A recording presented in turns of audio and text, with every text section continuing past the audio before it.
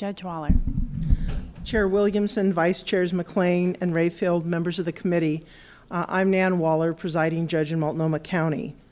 While OJD does not take a position on the bill, I thought it would be helpful to you to hear a little bit about the impact of immigration activities in and around our courthouses and why it is important, and in fact imperative, that we take steps to preserve the neutrality of the courts in the eyes of all members of the public. The commitment courts make to the public is that we will provide a neutral forum for the resolution of disputes, and in doing so, access to all who seek justice. Every day, hundreds of people stream into our courthouses, victims of domestic violence, seeking protection orders, landlords and tenants, criminal defendants, parents trying to resolve custody and parenting issues, witnesses and litigants in complex civil matters. It is fundamental to our justice system that the doors are open to all. We do not ask immigration status or for documentation when we open our doors. Over the last several years, our court has worked very hard to maintain public trust and confidence.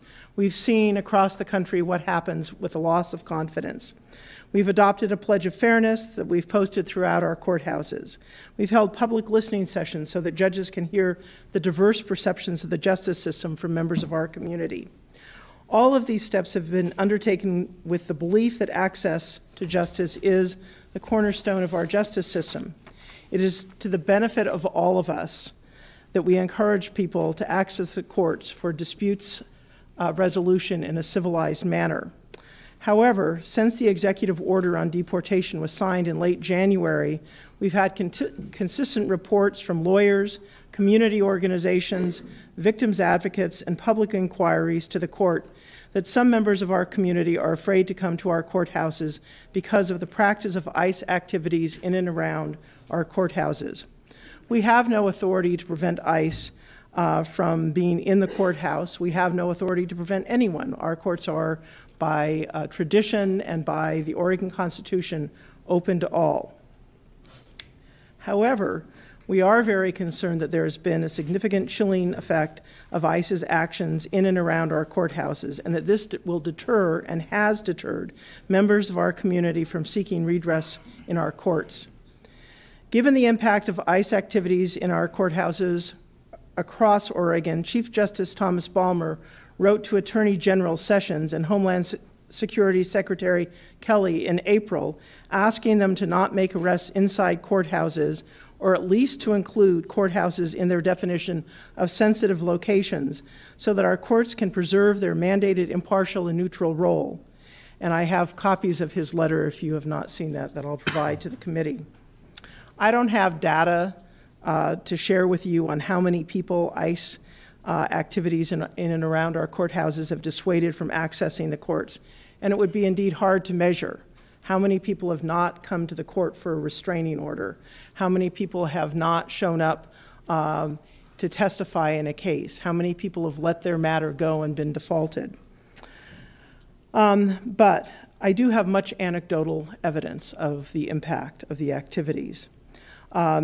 When we had one of our perceptions of justice listening sessions in January, it was scheduled for the 1st of January, and the weather ice canceled the appearance. This was a listening session that had been requested by members of the Rockwood community, where there's a large Latino community. And we were told that busloads of people were going to come because they wanted to share with the judges how they viewed the justice system. It got canceled and it was rescheduled after the executive order was signed. When one of our judges, who is Hispanic, walked into the auditorium, he looked around and said, "I am the only Hispanic here." No one showed up from the Hispanic community.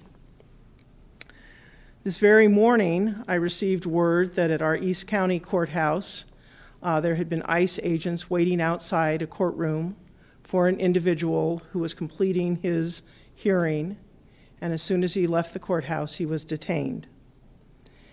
We understand as judges that ICE has a mandate, but what we want to make sure that we preserve as a civilized community, and certainly our justice system has stood us well in this country for hundreds of years now, is that the courthouse be preserved as a place where people can seek redress. This bill does require that that public bodies not collect information. We are required, and one of the things that I assume will be looked at is we are required by state law across a number of case types to collect certain contact information. So I would assume that that will be one of the things that will be looked at. But I urge any efforts that we all can as Oregonians take to preserve the impartiality and neutrality of the courthouse and assure that anyone coming to needing justice will feel confident and comfortable in physically coming into the courthouse. Thank you. Thank you.